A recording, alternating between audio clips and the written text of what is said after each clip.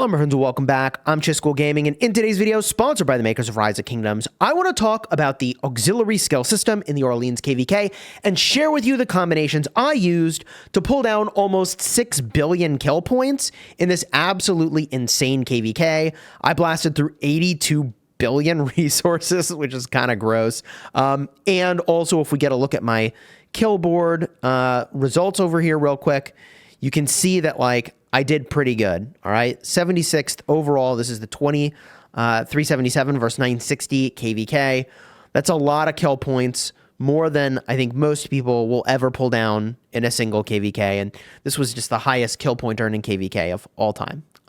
So let's talk about my auxiliary skill choices. Let's talk about how auxiliary skills work if you are seeing these for the first time, and you can use the timestamps to jump to whichever part you'd like. Consider subscribing for these kinds of videos to show up in your feed in the future, okay? So what are auxiliary skills? You basically take a skill from one commander and put it onto another one.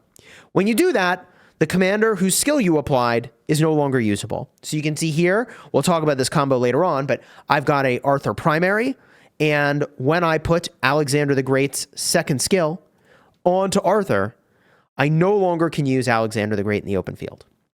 All right. So the way this works is it's disabling that commander, but giving the skill for this slot to the commander you've selected when that commander is the primary commander.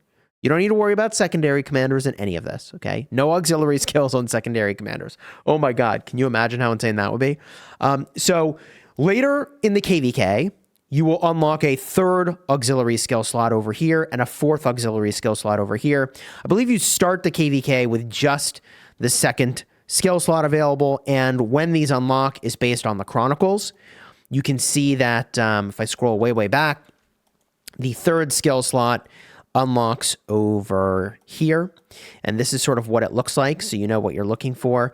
And the auxiliary skill fourth slot unlocks over here. Now, to deploy an auxiliary skill, you need writs, all right? And in the past, I don't really know why. Maybe someone was just saying it fast, but we used to call it Riz as sort of a joke. But you need 1,000 writs to apply a skill. And if you want to recover a skill or remove a skill from a commander, you actually get 400 writs back. All right. Now, you'll get writs on an hourly basis, and the most you can have is 10,000. So you're going to want to make sure that if you're ever at 10,000 leading up to a fight, you actually should spend those down. Even if you've already got all your fighting commanders set up, even if you've already maybe done some stuff with gathering commanders and your, Barb Fort Rally or whatever, right? You still want to go in and deploy skills leading up to the fight. Why? You're basically going to bank them, because later on when the third auxiliary slot sort of shows up, or the fourth auxiliary slot shows up, you might run out of writs. You might change your mind. This is even more relevant if you're a rally or a garrison. All right. So when you remove a skill, you're going to get 400 back. So the secret trick here is to use basically every one of your commanders and just put the auxiliary skills onto commanders, and then remove them later to sort of bank beyond the sort of 10,000 cap that you could have by recovering some of these skills. Okay, now let's talk about the commander pairings and what I used. And we're going to start with Arthur. Arthur is kind of a weird one. He's weird because a lot of people aren't using him primary yet for combo, but I bet by the time you're watching this video sometime in the future, this could be super relevant. And I used Arthur with William with the combo formation. It's Delta formation. And the reason I like this is because there's a ridiculous amount of synergy with combo giving extra opportunities to trigger stuff from basic attacks and what you get from William because he has instant proc damage, okay? It's kind of like the equivalent of Liu Che with Alexander the Great, where Liu Che's got a combo ability and that has a chance to trigger Alexander the Great, which is why I put Alexander the Great's second skill onto my Arthur. This is just incredibly powerful. The synergy here is absolutely busted. Every combo attack has a chance to trigger this, and combo attacks, if you have the butterfly armament and inscription, is going to give you an even higher chance. You can also do this with a rare inscription as well. You can see I've done this with butterfly. Super powerful. All right. So this gives a 20% more likely chance to trigger effects that are triggered from a basic when you launch a combo attack. All right, so The Alexander the Great is easy to understand. And by the way, this march traded very well for me all throughout the KvK. But you might be wondering about why I made these choices for the third and fourth slot. Okay. The third slot here is Tamo. Whenever this commander's troop launches a basic attack, it gains 20 rage. I mean, that doesn't seem like much. The rest of this, if this commander is serving as a secondary commander, they deal 15% more skill damage. Well, they're not serving as a secondary, so that's not relevant. But 20 rage from every basic attack is disgusting because you can get this to trigger multiple times from your combo attacks as well, because those qualify as basic attacks. So you'll get that to trigger from his area of effect damage. You get that to trigger from the expertise skill, where you get a bunch of instant proc damage over here. It is very, very, very powerful. Even if you didn't have all these ways to get extra rage from combo, keep in mind that getting 20 rage a second, if you have a 10-second skill cycle, is going to reduce that skill cycle time down to 8 seconds, which is disgusting. So even without combo, this is actually disgusting. And with combo, it's absolutely cracked. So Tamo was a slam dunk choice for me here, and that served me incredibly well. Now, the fourth skill slot over here is definitely debatable, and I got this suggestion from Dom, and I really liked it. The only reason I'm not using Leonidas fourth, which is just better, is that I had that set up on a rally. But what this is doing, Queen of Iceni, is makes it so whenever this commander's troop launches a basic attack, you have a chance to gain a bonus to damage dealt for 1 second. What I think Butterfly does is it takes this 5% chance of a 50% bonus up to a 25% chance. It takes this 3% chance up to a 23% chance. It takes this 2% chance up to a 22% chance of the 150 damage bonus. And it has a cooldown of only 2 seconds. So 4 things that work incredibly well with Butterfly and combo, in my opinion. What you want is low cooldown and low chance to trigger. That way, Butterfly can really make this thing fire off way more than it would have otherwise. All right. So that is why I use Boudica. I think overall this is kind of mid. And it's in part because of just like the back and forth nature of combat these days. Maybe you might even just be walking away when like this would have triggered, and so it doesn't do anything. So I'm very lukewarm on this overall, but I think it might have been my best option, kind of given all the other skills I had applied, and we'll talk about that. We'll get there, okay? Because there are a lot of really great skills, and my account has access to pretty much all of them. All right, so let's talk about the next Cav March. Huo with Joan or Huo with Belly, depending on kind of what you're doing, all right? I used Huo with Joan, and I used the Mehmed second skill. There are other really good second skills you could use, but it was really cool to be able to deploy this at the start of the KvK and then not have to think about it. 20% attack and 20% more skill damage is outstanding. The other option that I think would have been incredibly good would be XY, and to use his skill as the secondary. I'd have to try to find it here, but XY would give 40% attack, 15% march speed, and a chance to get even more march speed when you're hit. I honestly think this would be pretty reasonable and would be a good alternative. The next skill I used here is Takeda for some tankiness. It's just 40% defense. Whenever you use Fierce as the Fire, you recover units. Well, you're not going to do that. 40% defense, though, is pretty legit.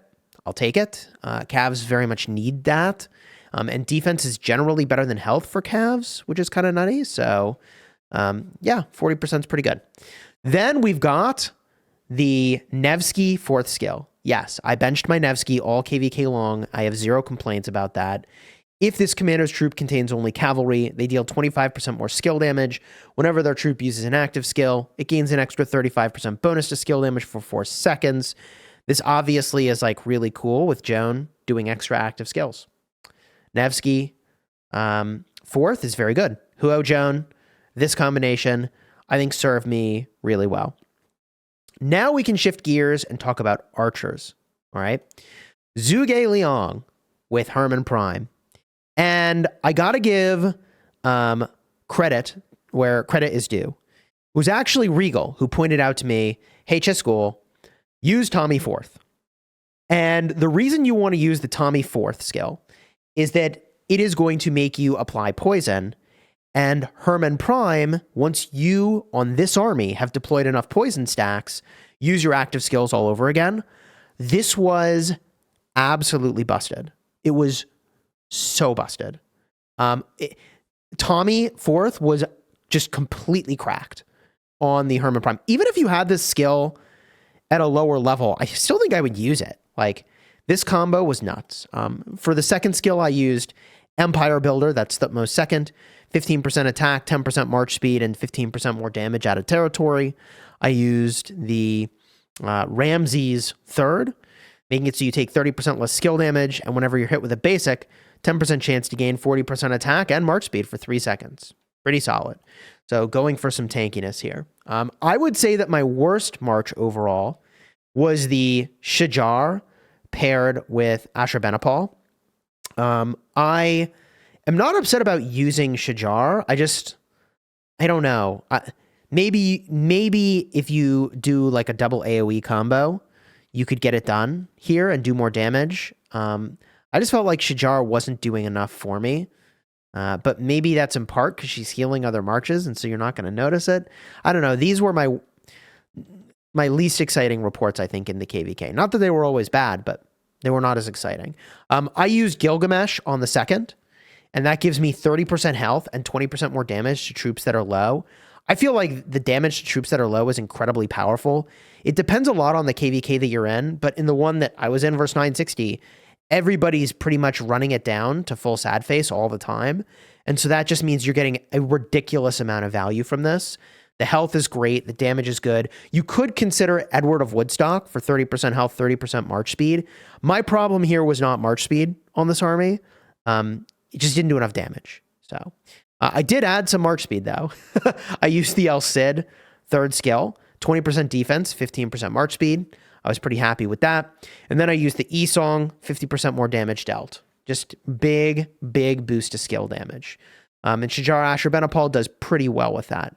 Again, overall, I'm really kind of waiting for the devs to release a god tier archer to pair with Shajar that does AoE sort of true damage, and I feel like things will be really cool when that happens. We don't have that yet. I suspect that will come in the future, but that's just my prediction. Doesn't mean I'm going to be right. Which brings us to the infantry. Oh, infantry. Let's talk about Guan with Scipio. That's right, I use Guan Scipio. And I was garrisoning periodically with Martel, but I would use the Martel skill here for 20% defense, health, and march speed. Instead, I used Constantine for 40% health. I used Saladin for incredible tankiness, 30% less skill damage taken and 20% less counterattack. And I used the Nebu, 15% more damage, and when you launch basics, you have a 10% chance to reduce the target's rage. Pretty solid. I mean, I feel like there's obviously some cool synergy you could do with this on like a Liu Che, etc., but I had some other stuff cooking up there, which we should go talk about. Wallace with Liu Che. I guess at some point I did move Leonidas over here because I wasn't rallying. But the synergy here is absolutely insane. So we've got Pyrrhus, 10% health, 15% march speed, and 20% more normal damage when you're outside of territory. This is basically like an all damage boost for a Wallace with Liu Che army. So that's just insane. Then I've got Zeno here for 20% health and attack, and we were swarming rallies, so 10% more damage to rallied armies actually ends up being relevant. And then Leonidas is insane. Again, if you're running combo, I think this does belong on the sort of Arthur March as a best home. But if this commander's troop is on the map, whenever it launches a basic attack, you have a 25% chance to gain a 10% bonus damage dealt for 5 seconds, and it stacks up to 4 times. So you can get 40% all damage, which is pretty cool. Very, very powerful. And, you know, I really want to go to my infantry rally. What did I put on here? Oh, no, this is very good here, actually. I like this. We'll talk about the rally in just a minute. Final army for the open field for me. And this one is going to, honestly, like, need its own video. But I used Khan for the rage reduction over here. This is, by the way, Philip with Ragnar. It's going to get its own video. Probably going to publish it tomorrow. But But I reduced the rage. I made it so that I took less damage and gained some health. And then Flavius Fourth to make it so that when there's a damage over time on the target, I'm going to silence that target. Plus I deal 10% more damage. This march didn't bring back like the best reports for me, but they were fine mostly, and also was buffing the heck out of my other stuff and bringing a lot of utility. Separate video to talk about this because there's just so much to talk about with Philip Primary. All right. So that brings us to Rally Garrison. Let's talk about the rally first because I already showed it. But here's what I used for the rally. I used Richard, 10% more counterattack and 15% less damage taken. Then I used the Henry, 30% more counterattack damage dealt, which is huge for these rallies that are getting swarmed. Whenever your troop launches a basic, you have a 10% chance to increase the skill damage of the target by 30%. This is good if you're swarming stuff, which, yeah, you probably are, depending on, you know, the intensity of your KvK, but also was really good for pairing with Tariq ibn Ziyad, who does big skill damage. And then lastly, Oblique Tactics, just 25% more damage to troops that have less than 50% of units remaining. The Garrison will almost certainly qualify for that, possibly from the very first turn of battle. So this is a solid pickup. All right. As it turns out, I didn't end up doing as much rallying as I would like, which is a bummer. This skill ends up being like actually one of the more powerful skills you can get in this KvK. The only one that's better for Garrison, in my opinion, if you want your Garrison to live, is going to be Caesar. So here's what I used on my Gorgo Hera. I used the Caesar second. And a lot of people prefer Richard because it's 15% less damage taken and also 10% counter. But once you do the math on this, it's like very obviously a superior defensive skill. You take 10% less damage, but once you get below 60% of units, which will happen almost instantly, whenever you're hit with a basic attack, you have a 10% chance to reduce damage received by an extra 30% for 3 seconds. It is a cooldown of 5 seconds. So if you can get this to trigger every 5 seconds, it's actually insane. And if you're 12x swarmed, which is the time you need the most mitigation, you're going to get this to trigger basically instantly. Okay, so that's not necessarily true, but let's just use some napkin math here. So it's 30% of damage taken reduction. It lasts for 3 seconds, but there's an internal cooldown of 5 seconds. So we take 30, multiply by 3 seconds, but divide by 5, which is the cooldown, and that adds up to about 18% damage mitigation on average. So this skill is giving you, on average, about 28% less damage taken. I know that's an extreme oversimplification, but in the situations where you're crazy swarmed, I personally would rather have 28% less damage taken than 15% less damage taken and 10% counter. My personal choice. From here, it's pretty uncontroversial that the YSS skill is insane. You get 30% defense applied to all troop types, and if you have less than 50% of units remaining, which will happen almost instantly if you're garrisoning, you deal 20% more damage, which is cracked. Then the Joan skill for your normal attackers, this is like all damage, basically. 25% more normal damage is nuts.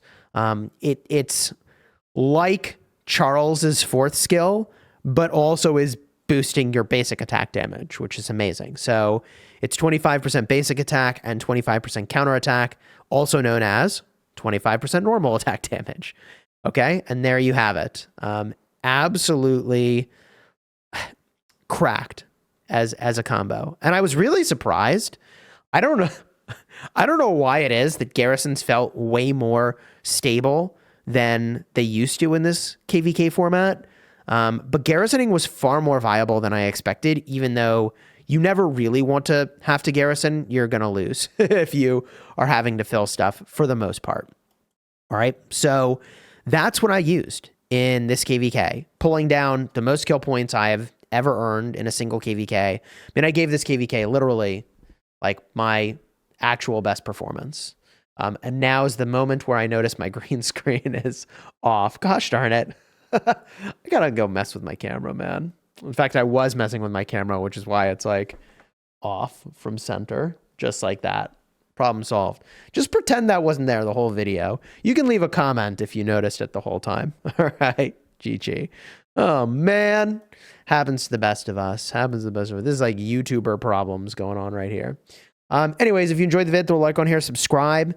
This is sort of my like love letter to myself in the future, because there's going to be a time where I'm probably back in this KvK format. And when I'm back here, I'm going to be like, man, what auxiliary skills did I want to use again? And I was like, oh yeah, no, like this is what I did. This was good. There are some skills I didn't use that I don't think are very good and I think are overrated. We should maybe talk about those a little bit. One of those skills that I think is probably overrated is the 4th skill on Attila. I know a lot of people like this, but I'm not as excited by it. Basically, when you do a basic attack, you have a chance to boost your damage dealt. I didn't like this for the same reason that I feel like, you know, the web and the dagger and to some extent the Ring of Doom are starting to fall off a little bit. Is combat is just like more and more of a poke fest, and the more of a poke fest it is, the more likely it is that you don't get the benefit of this damage, and the cooldown here is really, really long. So I'm not as huge a fan. I think the skill's fine, but I'm not exactly in love with it. One skill I do think is really goated that you probably should consider using is Hermann Prime. Whenever you launch a basic, 10% chance to gain 100 rage is kind of nutty. And also 10% more normal damage. I think this would be a really good 4th skill on Arthur even, but also on whatever your Liu Che army is. I think that could be really cool. I did kind of like Sword of Osman. It's a little bit weird because like I don't exactly know how the interaction works when your target walks away, but you get 400 damage factor every time you use an active skill. So what I was doing for a time is I had this on Ragnar. Sorry, it's the Philip Ragnar. So you get extra activations of active skills, which means Sword of Osman was showing up in between. That was kind of a wacky combo, and I didn't hate that. I ultimately decided I didn't necessarily need more damage on that combo. I just needed it to live more, and so I moved in a different direction, but this was pretty sweet. I was pretty happy about that. I mean, there's a lot of really good auxiliary skills out there. Some of them I'm not as excited about. I mean, one of the weirdnesses of this KvK is, you know, you want to have auxiliary skills on your city defense. If you don't, you're going to get really cooked if you get rallied and like other people have good stuff. I had like literally like a backup Lapu Lapu situation so that if my garrison was out of my city and all my other garrisons were auxiliary skills pretty much, I mean, I was down to the dregs, man. It was like slim pickings, you know, like, am I going to use Theodora? Ugh, rip. GG. Yeah. There's a lot of cool auxiliary skills out there. All in all, I think this format is better than I remembered it. And like, I don't know why everything seemed, even against 960, like way more stable than I remembered it when we fought 365. Like, I just remember when we fought 365, it was like, oh God, the garrison's getting swarmed. Oh no, it's dead. Like it was like a 2-second operation, but maybe I'm just like misremembering. Maybe all swarming is just more crazy than ever. And so this KvK felt like less of a jump of power for the swarm, but I'm guessing I'm leaving positive feedback about this KvK to say that garrisoning was more sustainable than I remembered. You know, you just need a couple billion power players to port onto a flag and then dump all their troops in there and it'll be fine. Yeah, no, open field is still everything in this KvK, just to be really clear. Just to be really clear. And if you're watching this in the future and you don't have the context for that joke, in this KvK, right, it was with Mr. Hope, Wild Lion, Baba, Cyborg, etc. Multiple billion power players. GG's. Enjoy the vid, throw a like on here, subscribe. If you want to see the marches in action and the reports, check the cards in the end screen. Right? Money where my mouth is. You can just go see it. Go see the marches in action. I'll give you a Kingsland fight. I'll give you the Zone 5 fight, which we won. I guess, you know, our only claim to fame in this KvK, even though we lost, is at least we did win a zone against 960 for at least a couple days. Block your wall jumps. All right? Until next time, you have fun smashing your enemies. Take care, everybody.